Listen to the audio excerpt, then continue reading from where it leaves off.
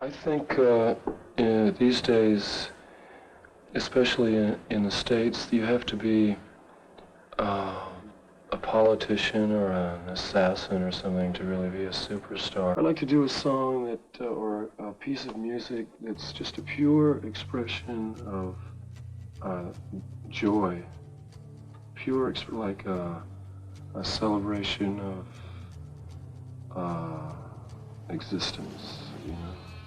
The mood I get for most of it is kind of a heavy, kind of sort of gloomy feeling, you know, like of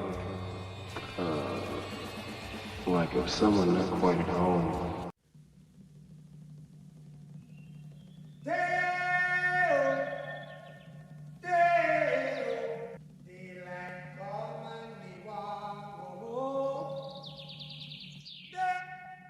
I was born on December 8th, 1943, and my family moved around a lot. I was an army brat.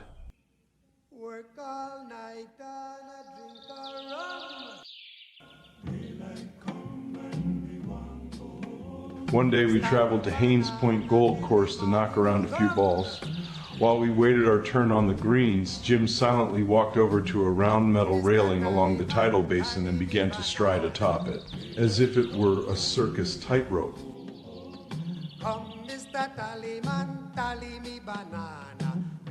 If he'd fallen into that river, he's gone. There's no way to climb out. I think he did things like that to watch people's reaction, but that really seemed like something more than just trying to get a reaction.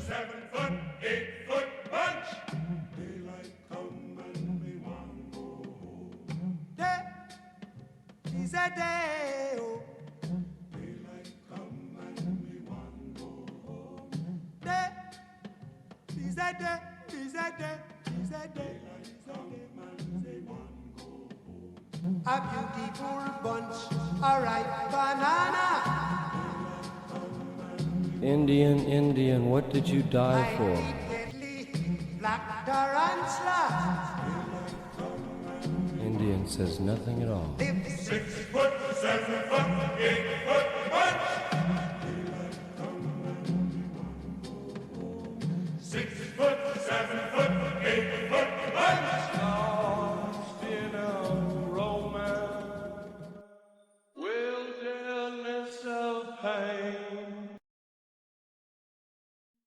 and all the children are insane. Waiting for the summer rain.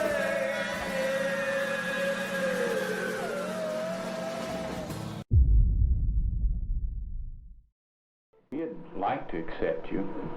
Indeed, we'd like to offer more courses, more sections, but we just don't have the space. That, together with lack of professors. But what happened? How come my parents or the state or the university didn't look ahead? Looking ahead, planning ahead, that's just what the university has been doing. That's the reason for studies such as this one.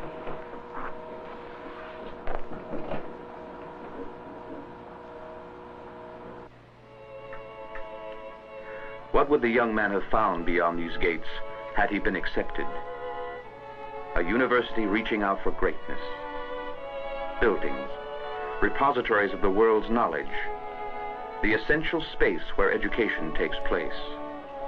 Space that must grow as enrollments grow. Jim's contribution to music was that Jim was real. Jim was real on stage. Jim was real when he wrote his songs, when he sang his songs in the studio. He was not a performer. He was not an entertainer. He was not a showman. He was a shaman. He was possessed, man. The guy was possessed by a vision, by a madness, by a rage to live, by an all-consuming fire.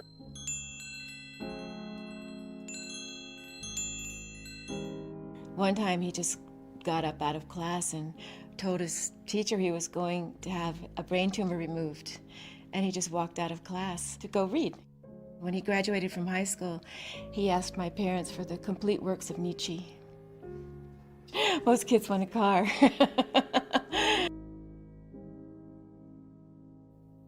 My dad was in the Navy. He was still an admiral, and he had his own life. And I think Jim knew that this would be an issue with my parents. And I think he just separated himself completely. The life that I lived as a naval officer required that you to have a period ashore and a period at sea, which meant that probably half the time I was gone.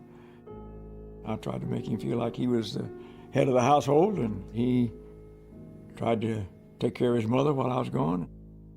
He went on all the ships that I served in. It was clear that while he had some admiration for the Navy and my fact that I was in it, but he didn't have any interest in it himself to be a sailor or to be an officer. I thought he would have a success because he was smart and creative and could write well. We were delighted he went to college. He started it out in Florida. I wanted to get him to go to graduate school. We had read, of course, about the film school at UCLA, and I was looking forward to his graduating and going into Hollywood. When he ended up in rock music, I was absolutely flabbergasted. Well, he called me on the phone, said he was going on the road with a rock band. And it took me a little bit to gathering what he was really saying, but then, sure enough, that's what it was. And I told him that's ridiculous, that you're not a singer, you can't sing. And I told him he was really, I said, you are on the wrong track here. Get yourself a job. That to me was not a job.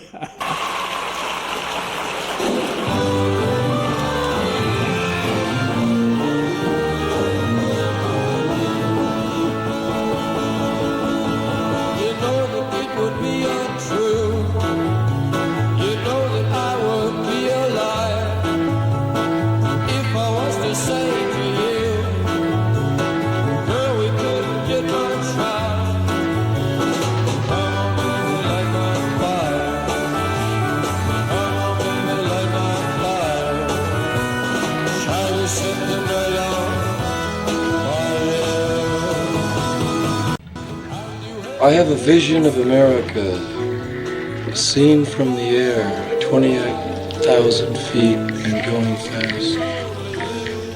A one-armed man in a Fresno parking labyrinth. A giant primeval bird, a burnt tree in an empty lot in Modesto. And miles of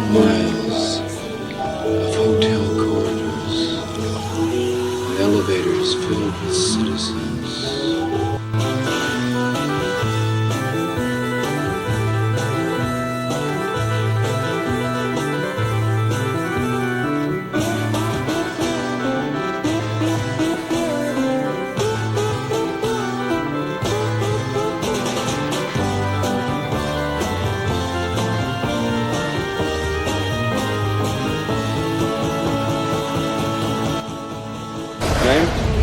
Robbie Krieger, age 22 years old.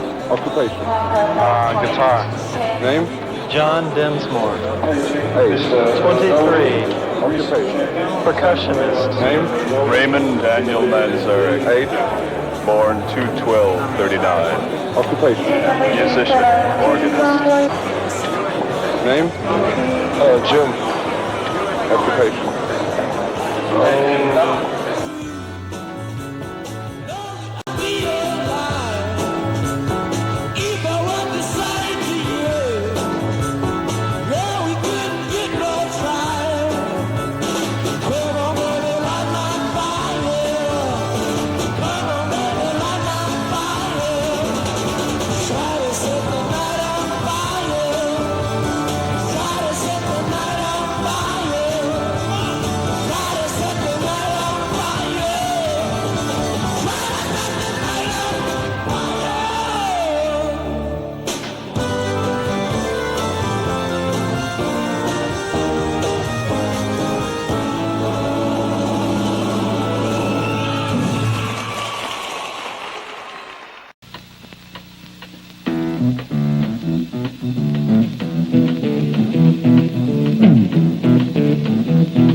You know the day destroys the night, night divides the day. Try to run, try to hide, break on through to the other side, break on through to the other side, break on through to the other side, yeah. To me, there's something incredibly sad about a bunch of human beings sitting down watching something take place. And just when you think about it, I love movies as much as anyone else, but the spectacle of millions and millions of people sitting in movie theaters and in front of television sets every night watching a second or third hand reproduction of reality going on when the real world is right there in their living room or right outside in the street or down the block somewhere. I think it's a tool to somnambulize or hypnotize people into a kind of waking sleep. But I think the major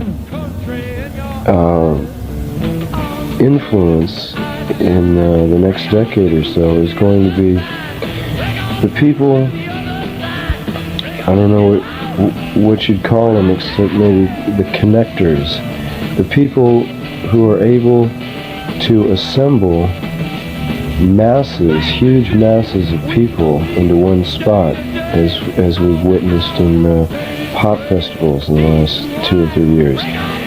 The kind of people that can assemble huge crowds in one spot, I think will be the major influences on mass culture in the next decade. I think the rock music enthusiasts have created probably some of the most exciting music and theatrical events on the planet. I think they're fantastic. You're asking for an answer. The answer is for everyone to stand up and say, I'm me, and be fully aware of that fact and let everyone else know it. Yeah. That you are yourself, and express it.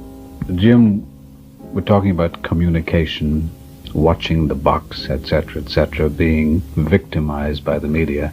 Well, there's a sort of a voyeurism in the air today, and you have a line which says, more or less, we're all afflicted with the psychology of the voyeur. That, to me, seems to be tragic.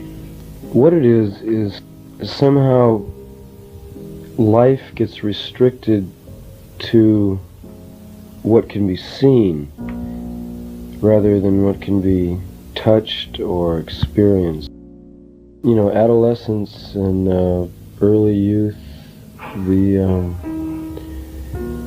the fires are burning fastest, right? And your energy level is probably at its highest, and so it demands a kind of raucous, screaming type music. Physical involvement leads to all the, the real basic existential moments in life. Sex, death, love, they have really nothing to do with seeing, experiencing secondhand. You have to get in there and actually do it. And there just seems to be some kind of natural civilized inclination to avoid contact with the nitty-gritty of life. Well, we can't talk about life today and not talk about sex. Now, this confuses me because we have a so-called new morality, and I keep looking at it and trying to figure out what it is. There is, though, I can remember when I was in high school, and even college, which wasn't that many years ago, and sex was still in the Victorian age. It was very hush-hush. This new group of kids that have come along have, sex will always be a mystery and will always have its hang-ups and strange things about it.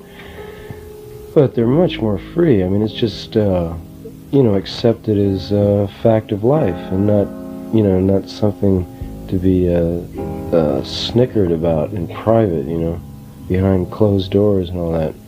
I think there definitely is a new style. It's easy to forget that the classic acts we know today weren't always famous. The legacy of the Whiskey A Go-Go is that it gave future superstars a stage to develop their signature sound in front of a live audience.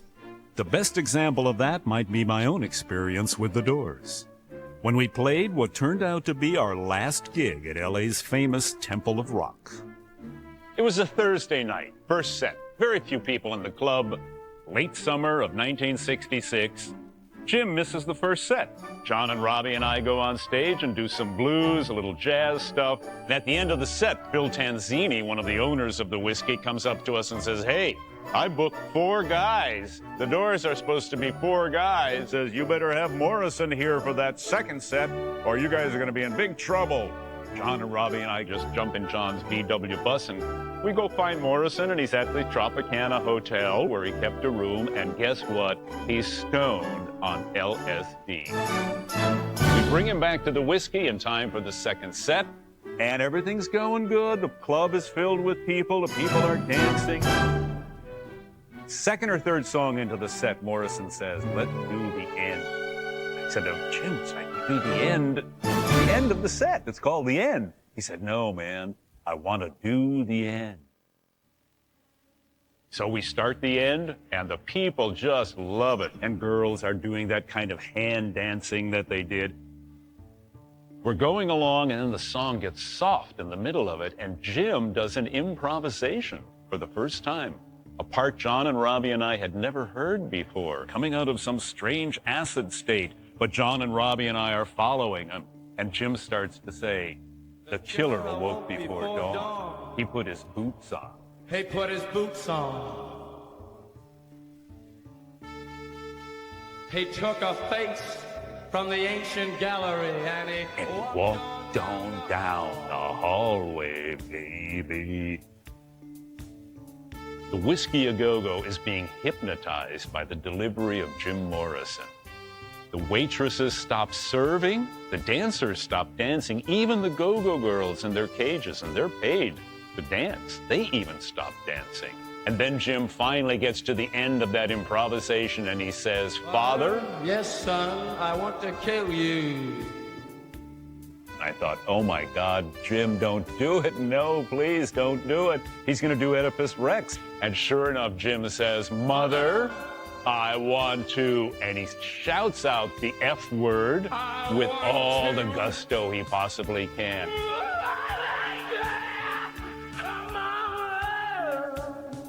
John and Robbie and I assault our instruments, and the frozen Whiskey A Go-Go comes back to life. We play the set, and we get off the stage, and people are just mesmerized, screaming, loving the whole thing, except for Phil Tanzini, who rushes upstairs and says to us, "You, Morrison, are the filthiest guy on this planet. You can't say that about your mother. Not on the stage of the Whiskey A Go-Go. You're fired." Wisely, Robbie says to him, "Phil, it's a Thursday night. You want us to play the weekend, or are we fired right now?" And Phil says, oh yeah. No, you play the weekend, you're fired on Sunday. And that was it for the Whiskey A Go-Go. This is the end. Take 1. Oh, I see. And then at some point in the game, you've blown. Right? If you go over 55, you know, it just depends on how close you can get to 55 or 5. How close you think the other guys are going to get. Take 2. Hey, John. Did you just get here? Yeah. Come on, play cards. Hey man, I didn't go to sleep last night. I just split in the middle Aren't you going to play one hand before you go to bed? I'm going to go sleep right now. I went up to the Sequoia National Forest. Oh, you went up there? Yeah. How was it? Great. Big trees, awesome. You know. Give me a shot, Harry. 4. No, I don't think I will. Well, you've invested $1. Just a quarter more. Come on, we need you to stay in the game. I don't want to suck you. Come on. Well, the thing is, I don't think I like the game. Oh, it's a Well, great, we'll no, do it really, once. it's a great game. Take 5. You gonna bet? Go with. It's a quarter. Oh man, this is ridiculous. Can I have my quarters back? Why? You win half the pot automatically. Assuming Yeah. he's got 5. Assuming he's got less than what we have. See, he's closer to 5 I see. than we are. See? Hey, don't do a thing. Don't do a thing. You win anyway. It is an interesting game. 7. 4. Owe me 5. I owe you 5. It's your deal, Kelly. I have an idea the stakes are going to really go up. Pastor Fred L. Steigmeyer, Minister at Large for the Evangelical and Reformed Church. The Minister at Large? Minister at Large. Good. What's your name? Fred. Nice to meet you. How'd you like it? Well, I have a little problem. You got a second? Let's take a brief pause. All right. If I'm not back in 10 minutes. Well, I don't know whether you know the experience of the disciples 50 days after the resurrection. They had been left alone by the man, and he told them to stay in Jerusalem till something happens. And the event of the happening was intense communication not only within their little circle, but communication with everybody that heard them. And I think this is perhaps related in a sense. I can try and explain anything. We think of it as kind of we try to provoke sort of a religious experience, you know. And this is what I'm really appreciating. In the sense of a lot of people communicating in one room. It's 50% physical. You know? Like the records are only like half of it, really. There's a whole other element of theater. It strikes me there's a tremendous mystique about what you're involved in here. It's much more than anything on the surface. Most of the, quote, the establishment, unquote, they're real concerned about what the hell you're pulling off, and it's suspect. And Well, I think a lot of that has to do, because like, this kind of thing's been going on for a long time, you know. Right. It's kind of like secular religion in a way, I guess. Well, I've appreciated very much getting to talk to you.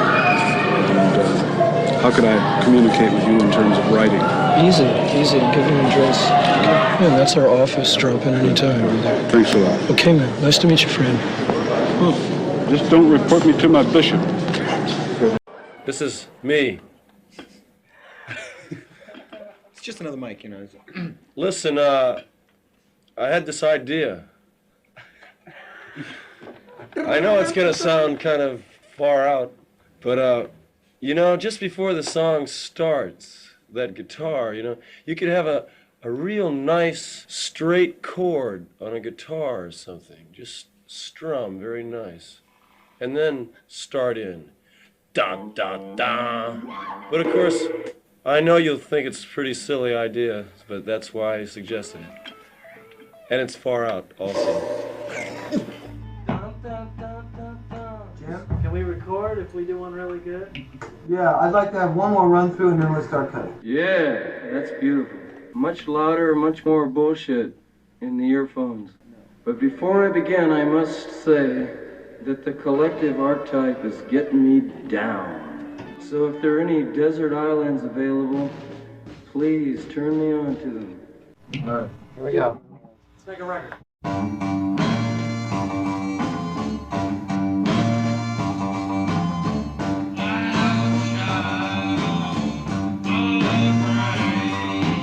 Producer's modification to that. You know how sometimes those old Delta tunes would start with just a high bottleneck thing?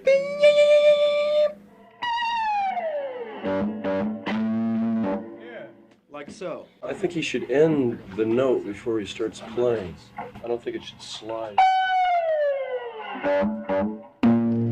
Doug, The only note that really comes in groovy is dun dun dun. The others are washouts. You're lightening up on everything. There's only one note I want you to lighten up on.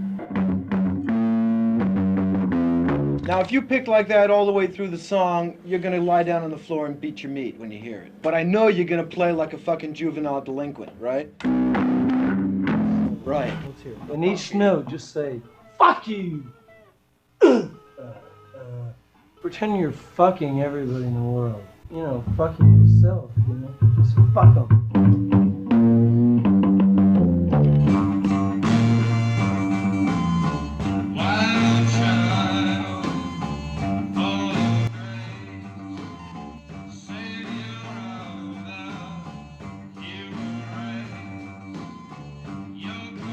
Jim, what do young people worship today? What do they believe? What do they hang on to? What do they hope for? I can't speak for young people, but probably a guess would be the same things they've always celebrated, just kind of a joy of existence,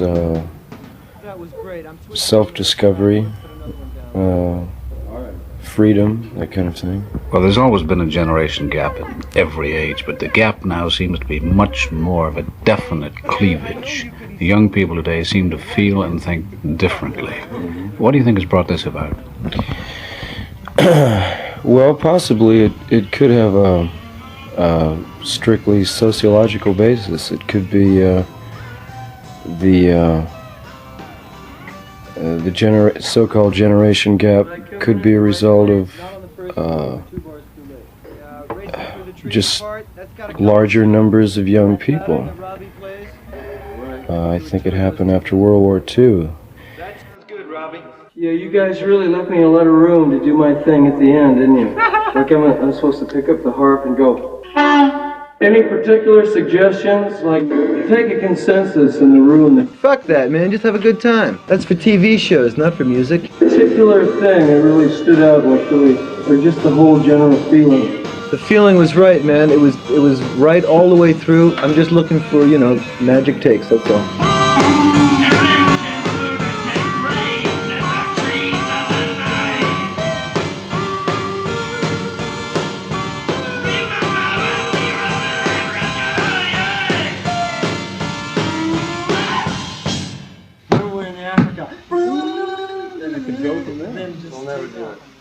I don't like the way he covers the change going into the bridge. Where he goes, the lunatic reigns in the trees. No, that's groovy. He carries that over into the bridge, and you don't hear the changes. Yeah, it should be just a build to it. I mean, let's face it, we are not creating within a vacuum, right? What? Hey, yeah. That's right, man. And if you fade out, I guess all those boss jock straps. I'd rather hear it on the album. I think the influence of women is becoming more and more felt. I'm not sure I can expand on that, but I think you know what I mean. I think, you know, the unisex trip is really a cop-out. What's happening is life is becoming more and more feminized. I think so. That the male is now less masculine because he has no need to be very masculine. Yeah, that's true. And yeah, there's no frontier to conquer, and hunting and fishing and all that. You know, I mean, it's not a basic survival thing, and I think life is becoming increasingly feminized.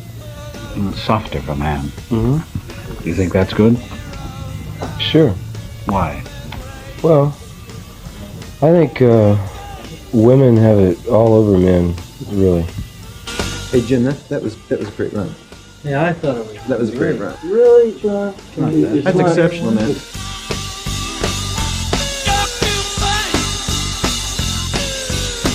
You remember when we were in Africa? You dig it? Of course I dig it.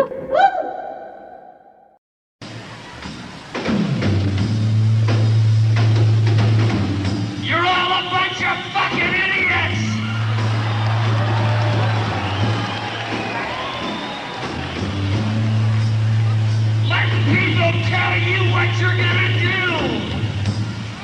Letting people push you around. How long do you think it's gonna last? How long are you gonna let it go on? How long are you gonna let them push you around? How long? Maybe you like it. Maybe you like being pushed around. Maybe you love it. Maybe you love getting your face stuck in the... Come on. You love it, don't you? You love it. You're all a bunch of slaves. Letting everybody push you around. What are you gonna do about it? What are you gonna do about it?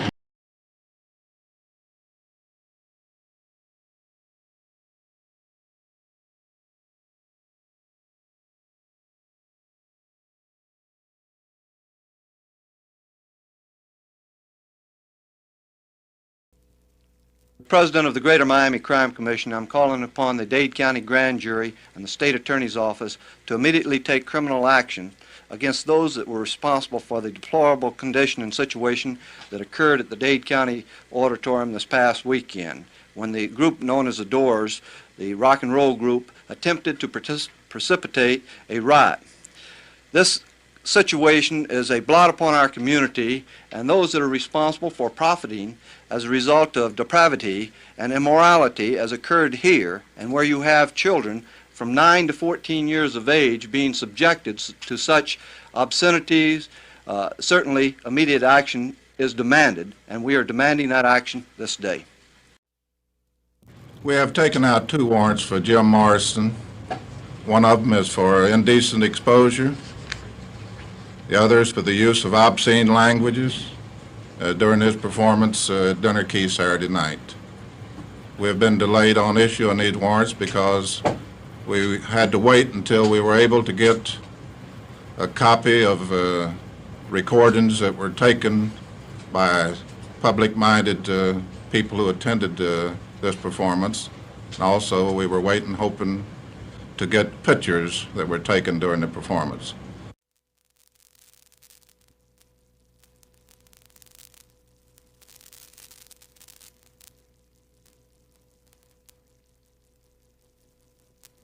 I think that nudity it's really a cyclical phenomenon. I think it comes, it gets very liberal and extreme, then it goes back, reacts the other way, and it just seems to be a cycle in entertainment. In other words, you feel that the same liberalism performed in the theater, acting, should be also generated in music. Well, in the realm of art and theater, I do think that there should be complete freedom for the artist and performer. I'm not personally that convinced that nudity is always, a necessary part of, a play or film, but the artist should feel free to use it if he feels. Make their own scene. It was a bad scene, and like I say, it was completely unwarranted, uncalled for in all parts. I think that the exhibition Dinner Key Auditorium Saturday night was really shocking, and from talking to the kids, the ones that attended it were sorry that they did, and the ones that didn't were glad. And I just want to know if anyone has the courage enough to stand up and do something about the trash that's being brought into Miami. I talked to some of the guys that went. I myself did not go to this and not participate, because I feel it's not really good entertainment. I've heard that the Doors, they got kicked out of other places because of the riots and their indecent exposure and their talking. And I feel that we have to do something about this. This is real disgusting. And how my children, when I grow up and have children, do I want them in an environment like this? I mean, is this progress, or are we decaying in a way? I mean, I can't see anything in this. This to me is just disgusting. The major reason I went Saturday night is to be with my friends and entertainment, and it didn't seem like actual entertainment that we expected to see. It seemed like very many people were under the influence of drugs.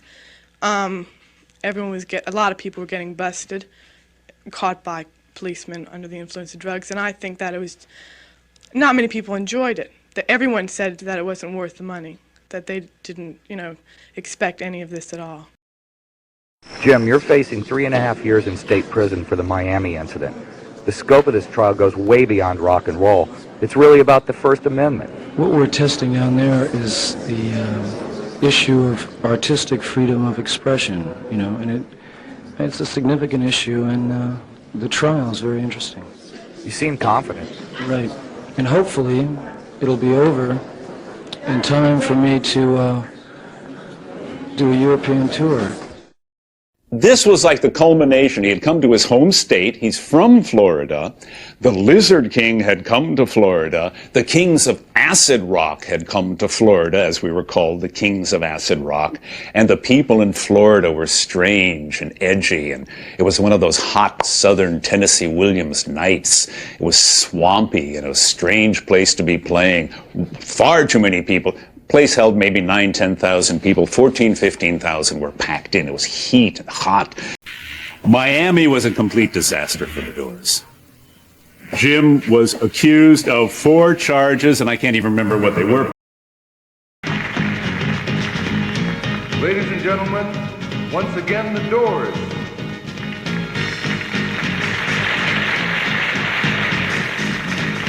Come on, come on, come on, come on, now touch me, babe. Can't you see that I am not afraid? What was that promise that you made? Why won't you tell me what she said? What was that promise that you made? I'm gonna love you till the heaven stops the rain. I'm gonna love you till the stars fall from the sky for you and I.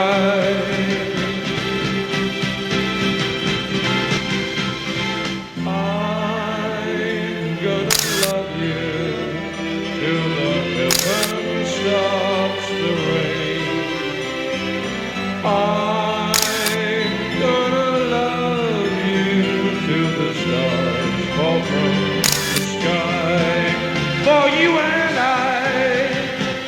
You put on a lot of weight, eating a lot? Well,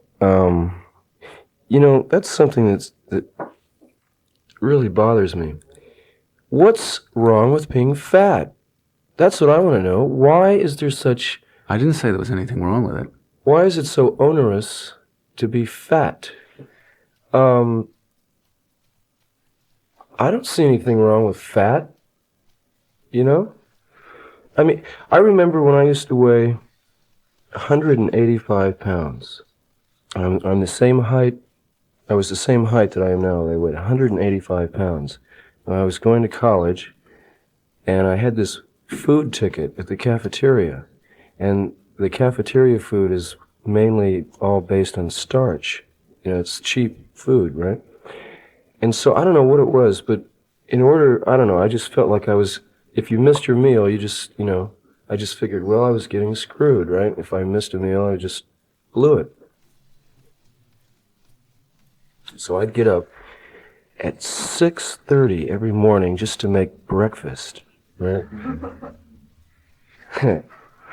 Eggs and grits and sausages and toast and milk. Then I'd go do a few classes, and I'd make it in there for lunch. Mashed potatoes. Every now and then they'd put a little piece of meat in something, Then I'd go to a few more classes, and then I'd go to dinner, and it was just more mashed potatoes. Yeah. Yeah. And so about 3 months later, I was 185 pounds. And you know what? I felt so great. I felt like a tank, I felt like a large mammal, a big beast. When I move through the corridors or across the lawn, I just feel like I could knock anybody out of my way, I I was solid, man. It's terrible to be thin and wispy because, you know, you could get knocked over by a strong wind or something. You know? Fat is beautiful.